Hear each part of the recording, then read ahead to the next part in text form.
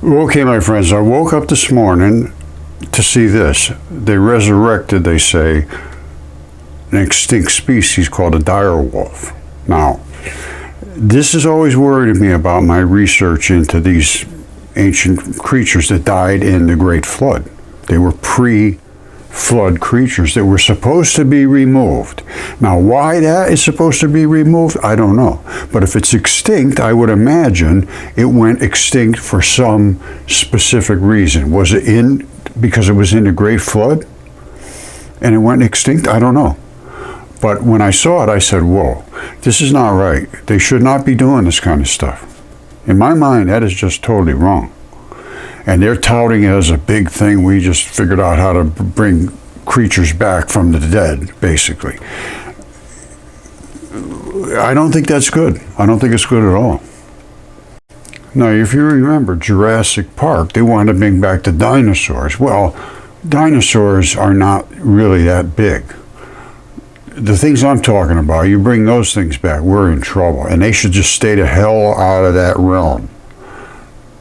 The eternity will not look politely on those people. I'm going to tell you that right now. Eternity will not look politely on you. You start doing this nonsense. This is not your realm. Okay, my friends, this is Jack Horner, and he's a paleontologist, and he was, I don't know whether he was advocating for bringing back dinosaurs or not, but he was in the movie, or he was, the movie based around him is called Jurassic Park, I believe was the name of it. It was just about bringing dinosaurs back and living in the world of dinosaurs. And he is, I believe, a proponent of doing that. Now, Mary Schweitzer, on the other hand, was involved in this whole issue. And I was, to a degree, I was kept out of it because, I'm just nobody. But I contacted everybody involved in this because I had the same stuff at the same time. And I actually sort of interacted with Mary Schweitzer. She just told me never to bother her again. That she only wanted to work on her own stuff. And I said, I have the soft tissue, I have blood, I have everything. And she found by dissolving bones, which I don't do bones. Mine are stone. Mine came from the Great Flood. Mine were pre-flood. My stuff died in that flood. The things she's working on were post, and this guy had a dinosaur horn or something. All right, so here's about Jack Horner. He's not a creationist. He believes everything, I believe, is evolution. He says he's not a creationist. While Horner is a scientist with strong interest in dinosaurs, he is not a creationist, and his work does not align with creationist views, which Mary Schweitzer is a creationist. And they work together, and I don't know whether they had a falling out or not, but they had separate ideas. I do know that. All right, this is Mary Schweitzer. She is the discoverer of soft tissue collagens, basically, in dinosaur bones, which thought to have nothing in it, to just totally transition to nothing of any biology left. Well, she discovered that there was still this collagen in there. And when she started to talk to people about it, they freaked out. And then she kept going deeper and deeper and finding more and more soft tissue. She was on 60 Minutes, actually, on TV. And she said, I was scared to tell anybody because I knew what was going to happen, and it did. She got slapped. Now, she worked with this guy, Jack Horner, I think I just talked to about, who was a big researcher. He's totally against God, it sounds like to me. Totally, he's an evolutionary guy. She is a young earth Christian believer, and a deep belief. Young earth Christianism. Despite her scientific work, the scientific work makes you understand, it's all true. Despite her scientific work, Schweitzer holds a young earth creationist perspective, believing the earth is only a few thousand years old. Well, I don't know about a few thousand years, but I can tell you what, the Great Flood was only approximately 3,700 years ago. Velikovsky had all that documented from everybody in the world. They had a story about that. So he's saying the Bible is literally an account of creation. Well, yes, the Bible is not the only text. I go by them all. But anyway, she got into trouble by doing that. And that's the thing. You can't do this in academia and get away with talking about God. They just don't like it. All right, so this is Mary Schweitzer, and it was very controversial when she made the claim. And some of them said, wow, this is great, and some of them said, what an idiot. They contaminated everything, don't know what they're doing, and it's the same thing they did with me. So the controversy was that Schweitzer's work indicates discovery of what appear to be preserved soft tissues, proteins, even potential DNA fragments within dinosaur bones has been met with skepticism and debate within the scientific community. No, they just attacked her, and then they said they will wait and see approach. The wait and see approach. She had to try to defend her work, but they wouldn't look at it. They just really shut her out of the thing, basically. And that's because she's a Christian, and her faith sometimes has been a point of discussion in relation to her scientific work. Some questioning how she reconciles her religious beliefs with her scientific findings. That leads to the belief that Christ came back to warn us about this all insane stuff. It's not just to do with dinosaurs. Dinosaurs were really meaningless in this bigger discussion. You see, this goes back about 8 years ago, back to 2017. I don't care what they say about me. Paleontologist stares down critics in her hunt for dinosaur proteins. She's looking for dinosaur stuff. This stuff is meaningless. I have human DNA certified giant humans that could grab that thing by the head and just crush it like that with one hand. 3 foot long fingertip. One fingertip. You take 5 of them. Now she's been assaulted forever, and now she's on the outside of things. I know she's still in the mix, but trust me, this should have been looked at much, much deeper, much quicker, and she should have been seen as somebody that really is looking. Now, she's looking for stuff that's in the bones, collagen and stuff like that. To me, it's meaningless.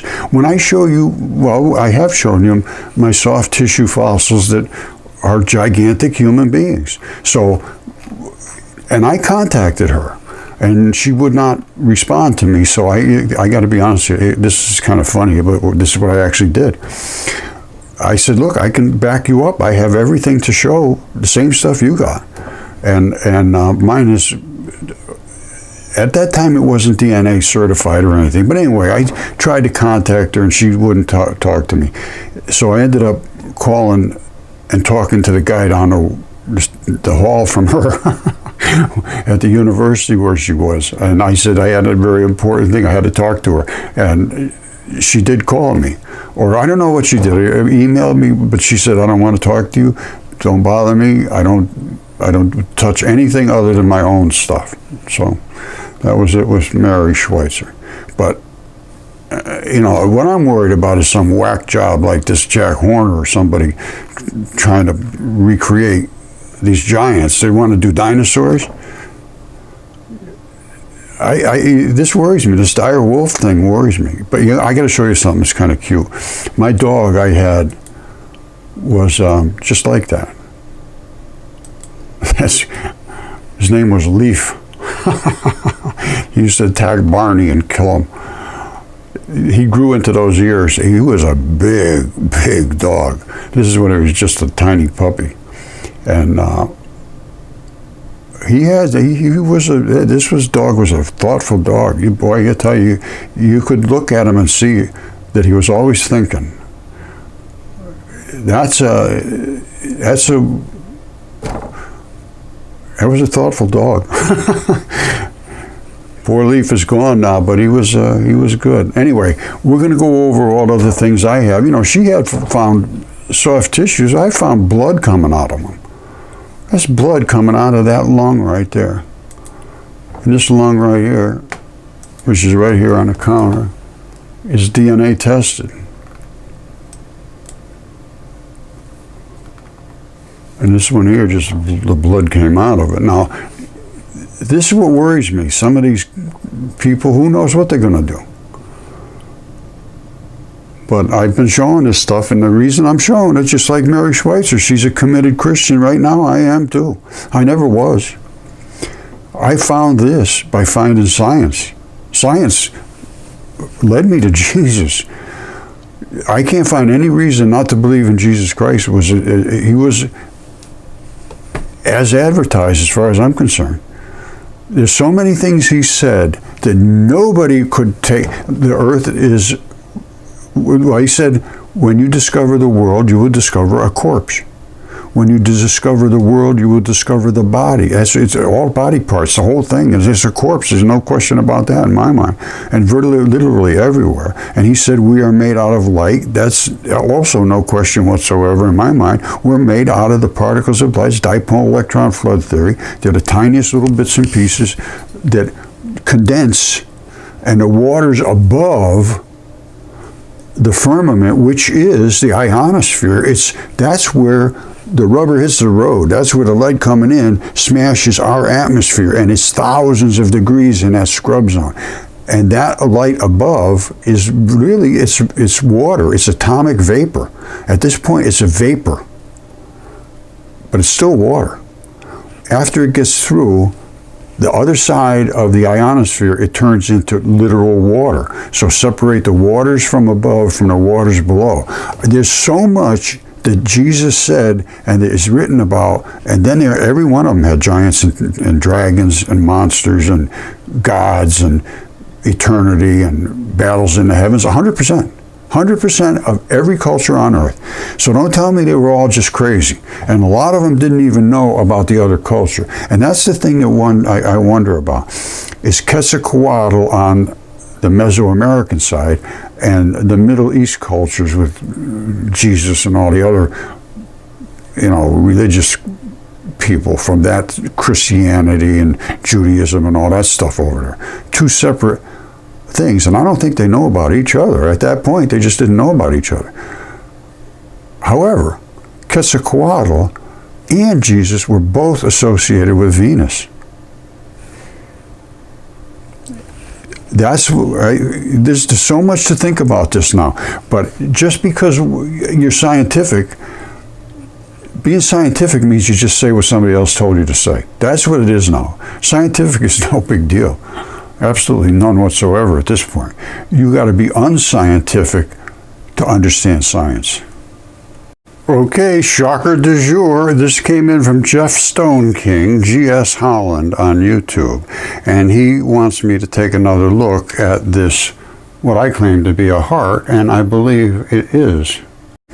All right, as you know, I claim there's giant creatures, and this is part of a heart assembly. There's a couple other valves over here as well, and even one of my subscribers. So this is outrageous. Whoops, one of my subscribers here.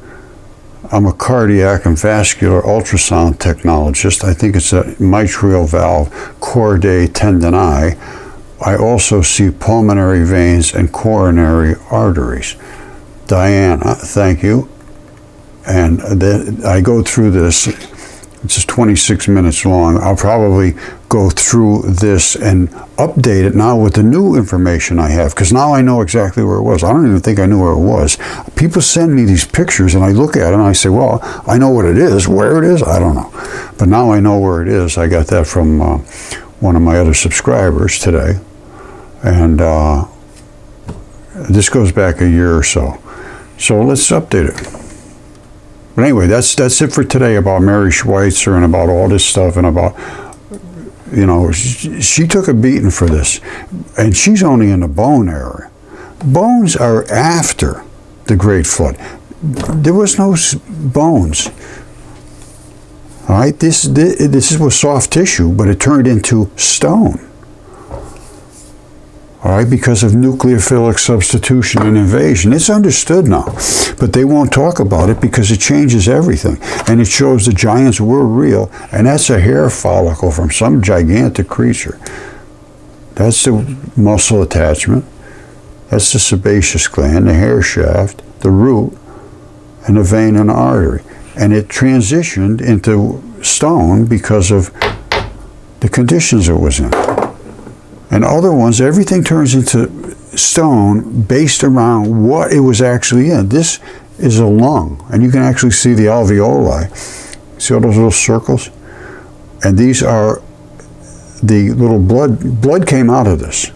As a matter of fact, I got pictures of it when it first came out of the ground. And this is another lung. This one's been DNA tested and CAT scanned. Still has a ton of blood in it. And this was the other pictures. I'm going to, whoops, didn't mean to do that. Hold on a second. All right, now. We're going to be going over all this stuff, but look at this. When I first took it out of the ground, there it is right, well, this one here was DNA tested, and this one, just blood came out of it. That's blood up there. And it's these little circles here are what you find in lungs, these little circles.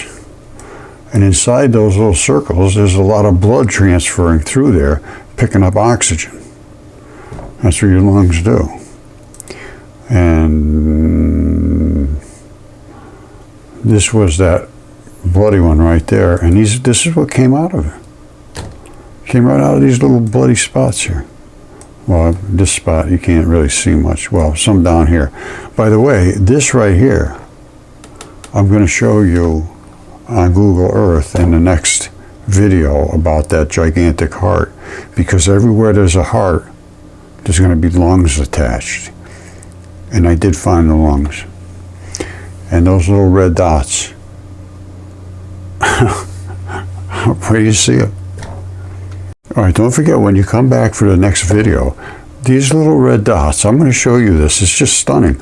And inside of a lung, there is so many different little tiny cavities and huge, just literally millions of tiny little pockets where air goes through and transitions oxygen into your blood through these little alveoli and these very, very tiny little, they look like little feathers almost.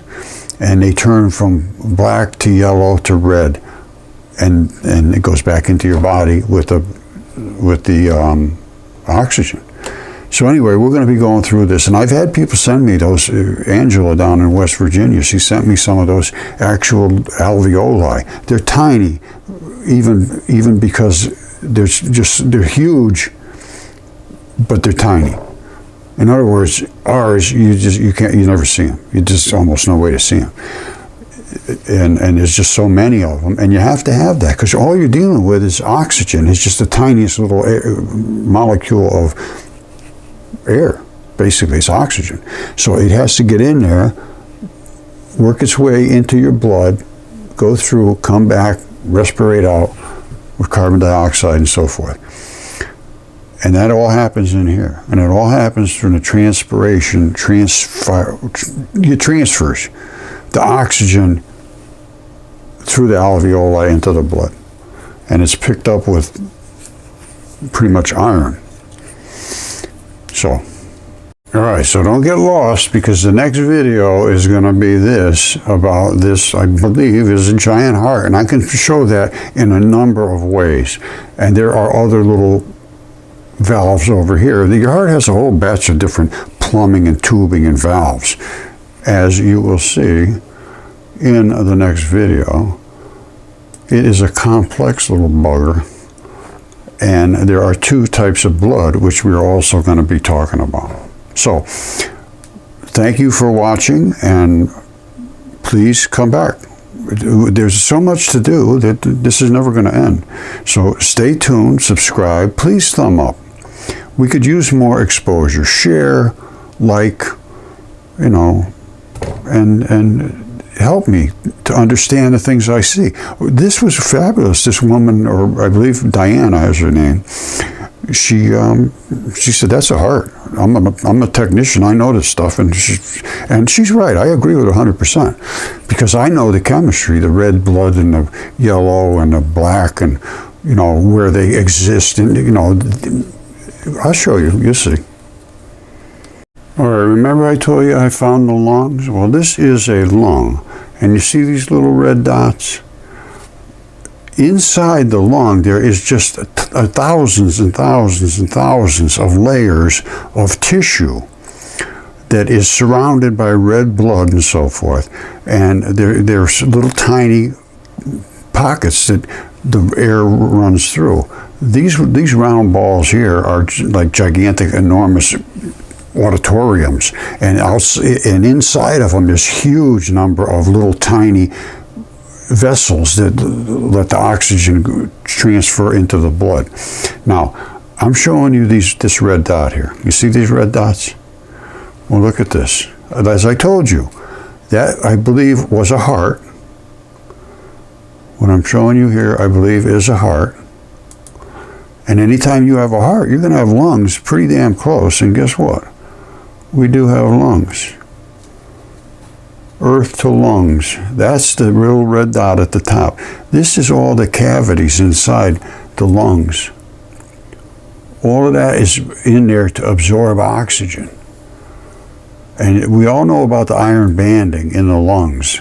Well, in between red and black blood, there's a borderline. It's a region that they don't, once they settle, they don't like to be next to each other. So the black is pushed down in here and the red is up in this area. Now, like I said, I'm going to be going through this whole thing, but this, as far as I'm concerned, these are lungs. They have all the correct colors. The green is growing in the right areas where there would be the red blood. And where there's a black blood, nothing really grows. You see how cool this is? This was from my friend Angela down in West Virginia. And that right there is one of these microtubules that runs into the alveoli. And it's sending out all of this used blood or whatever it is coming in here, mixing with the oxygen. The black is used blood. The red is being reinitialized. And somehow it's happening through this tube. Some of them are real yellow, and then they turn to black and then red, or vice versa, one way or the other. But it's transferring from the black and ending up red going back into your body. And that you could, I don't even think one of the best electron microscopes could see this. This is from a creature that's just staggeringly large. And that is not that big. It's maybe this big around. Something like that. But these creatures were just, you saw the lung, the heart valve. All right, that's a heart valve. So we're talking creatures that their alveoli, even though they're just tiny, there's trillions of them, and there's trillions in us. All right, I'm just going to stop right here. I keep finding things to show you. During the next video, you're going to freak out when you see what this is. It could be one of two things, and we'll find out. We'll take a look at it and see what we think. All right, my friends, the next one is going to be out of this world. We're going to be looking at this too. In the meantime, you think about what you think that might be, and we will discuss it in detail in the next video. Now, this is not a good idea, this dire wolf thing. I'm not good with that. But all of this stuff is known now. It's not something that's been hidden. I wasn't the only one looking into this. But the only thing I was afraid to talk about it because I thought maybe I was unveiling something that should be kept hidden. But as I kept searching, Jesus said, "There's not a thing that isn't known that won't be revealed. There's nothing hidden that won't be revealed. There's nothing buried that won't be dug up." And there's things that just almost speak to me specifically about the mud fossils, and so I said, well, that's what Jesus said. That's what we're going to do. And I was told, this is a test, and I'm serious. This came to me as a message, and when I found a giant, and it came up and said, these things are for you to see and for others as a test. And I freaked out. It went away. I never could find where that message came from. I met so much resistance, even to this very day. That's 15 years ago, probably. And yes, everything that I thought, people see the evidence and everything would be fine. No, the evidence means nothing to people that don't want their way of life disrupted. And that's what happened, specifically with academia. So that's why I've been so adamant about pushing back against this. I'm not going to walk away from this. This was a mission I was told to accomplish, and I'm damn sure going to accomplish it. And I love you all, and I think the truth is just what we want. I want truth. Most people want the truth, but when they presented with it, if it has any effect on them whatsoever, it's just not accepted. To me, I just can't even imagine that. Having that kind of a mindset that says, I don't want you intruding. You know, that's ignorance is bliss. Perfectly happy deluded. PhD. All right, I love you all. And sooner or later, we're going to have this exposed and discussed. This is monumentally important. This is not some little thing, oh yeah, I found a fossil of a finger. No. This is, I found things that support the existence of God and giants and dragons and everything else. So it's time to turn this thing into an open public discussion. That's all I'm asking for. I'm not asking you to accept anything. But if you don't have the evidence to support what you believe, and nobody will let you have the evidence they might contradict it. Who knows? What happened to me is it contradicted the things that I believe, which was that this nonsense about religion, all that. Nobody has any evidence. All of a sudden, here's the evidence. I can accept evidence. Others cannot. Specifically, asteroid Bennu. That is a heart that's in space. There's absolutely zero question about it. And we spend billions of dollars, and they cannot accept the evidence that's in their hands. All the RNA, all the DNA, the heart sarcomeres, the membranes are there, 16,000 chemicals, all the nucleobases that create the DNA, the RNA, the uracil, everything. There's nothing there, isn't there? The muscle is there, the anatomy is there, the clay is there, which is nothing more than flesh, red flesh. It's 100% an anatomical, and they refuse to accept the actual facts. So anyway, this is what we're up against: is a denial of reality by the ones that are teaching what you have to say, or they can fail you and basically ruin your life if you won't say what they tell you to say. You go there for geology and you start talking about this, you're in trouble. You go there for anything, you start talking about God, you're in trouble. Despite her scientific understanding, she still talks about religion like an idiot. Well, that's what I thought too. Not anymore. All right, I love you all.